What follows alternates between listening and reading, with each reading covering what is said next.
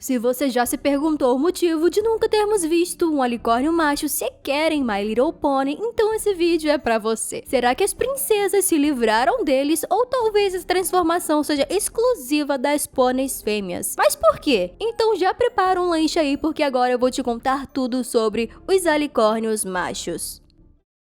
Fala, gente bonita, eu sou a Mia e eu acho que todo mundo que assistiu My Little Pony percebeu que o termo alicórnio ficou associado com esse desenho. Se você pesquisar no Google Imagens por alicórnios, a maioria dessas imagens será do próprio desenho. Só que esse animal já existia muito antes da série, só calhou da série popularizar esse termo mais do que nada. Acontece que os alicórnios têm vários significados ao redor do mundo mitológico, mas de modo geral, os alicórnios, assim como os unicórnios, representam a pureza, a delicadeza e a doçura de uma mulher, mas também sendo uma criatura de imenso poder e às vezes até de agressividade, dependendo da região onde a mitologia foi associada. Mas é claro que não é só isso, tipo, seria vago demais se o motivo de termos apenas alicórnios fêmeas fosse para representar esse simbolismo histórico de antigamente, certo? Claro que isso pode ser sim verdade, mas como My Little Pony é um desenho cheio de camadas e simbolismo, eu elaborei alguns tópicos que podem explicar a inexistência desses machos. Equestria é uma região matriarca. Em outras palavras, isso quer dizer que somente as mulheres, ou melhor, as pôneis, podem governar Equestria, ou subir no mais alto nível social. E pelo que parece, Equestria sempre foi governada por princesas ou rainhas fêmeas, como a rainha Parábola, que aparentemente foi a primeira alicórnio a governar esse lugar. O problema é que a gente não sabe se a lenda da rainha Parábola é de fato real ou só mais uma lenda inventada por outros pôneis. Um legado real. Quem sabe Equestria esteja apenas seguindo uma lei muito antiga que obriga as governantas dessa região a serem somente alicórnios fêmeas. Seria que nem no game The Adventure of Link, em que todas as princesas nascidas da realeza iriam se chamar Zelda, como uma homenagem à princesa que acabou entrando em um sono profundo. Sei lá, agora eu estou convencida de que talvez seja isso mesmo. Se você também concorda, já deixa aquele like bonito aqui no vídeo. Os pôneis machos não são capazes de entender certos tipos de magia. No meu vídeo sobre as várias formas de virar unicórnio, eu falei sobre Starswill não entender praticamente nada sobre a magia da amizade, mesmo sendo o pônei mais inteligente de toda Equestria. E mesmo com todos os breves ensinamentos sobre a amizade, o cara ainda temia pra acreditar na Twilight ou no Shiny Armor, que mesmo sendo um bom pai e irmão, não conseguiu perceber que sua noiva tinha sido trocada por uma Changeling. Não foi à toa que até mesmo a Trixie, no universo paralelo, foi capaz de virar uma princesa alicórnio. Um alicórnio macho pode ser mais perigoso. Mesmo a Twilight sendo super dotada de magia e conhecimentos mágicos, ela não foi capaz de vencer o Turek, uma criatura super poderosa e forte. Mas Mia, o Turek tinha absorvido a magia de todos os pôneis, por isso que ele tava forte. Sim, eu sei. Imagina então se o Turek fosse um alicórnio com esse mesmo poder, se não mais poderoso. Mesmo a Twilight ou qualquer outra princesa sendo forte e poderosa, talvez elas não fossem capazes nem de aprisionar ele ou sequer derrotar. E olha que dá pra piorar.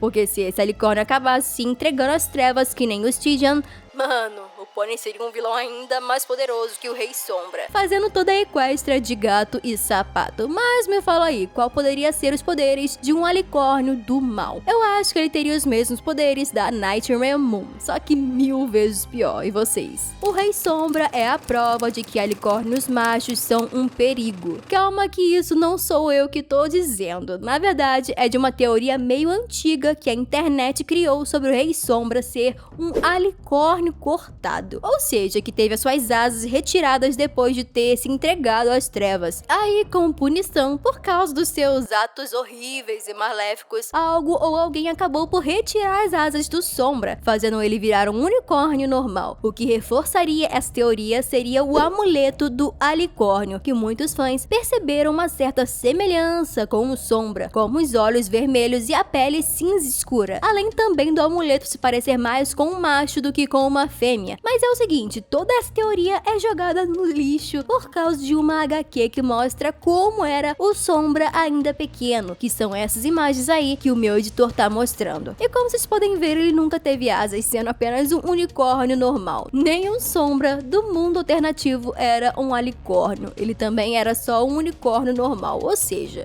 teoria anulada. A hipótese mais óbvia. Bom, querendo ou não, My Little Pony desde o princípio foi pensado para ser um desenho infantil, só que focado nas garotas, o famoso Girl Power, que é quando a série ou o desenho tem foco no poder feminino das protagonistas, como no caso da Ladybug e das meninas superpoderosas, que sempre conseguem combater o mal da melhor maneira possível. E com My Little Pony isso seria ainda mais evidente por causa das 6 protagonistas pôneis que temos, sendo elas todas garotas, reforçando ainda mais a representatividade feminina que o desenho impõe, com cada uma tendo a sua própria magia, personalidade e peculiaridade. De maneira mais resumida, a G4 possivelmente não pensou em nenhum conceito mirabolante de por que os pôneis machos não podem virar alicórnios e só as pôneis fêmeas herdam esse título nobre. Na realidade, os produtores e a criadora preferiram focar a narrativa do desenho de sempre enfatizar o poder das garotas e do quanto elas são capazes, colocando 6 protagonistas em pauta para essas garotas poderem se identificar com uma dessas. E como eu falei lá no começo do vídeo, os alicórnios já eram desde muito tempo associados às mulheres, fazendo com que a G4 de My Little Pony se alinhe com o que era contado na mitologia de antigamente. Mas agora é a sua vez de me contar o que vocês acham disso. Tem alguma teoria do porquê os pôneis machos não podem virar alicórnios? Fique à vontade para comentar aqui embaixo, ok? Muito obrigada por assistirem e hasta la vista!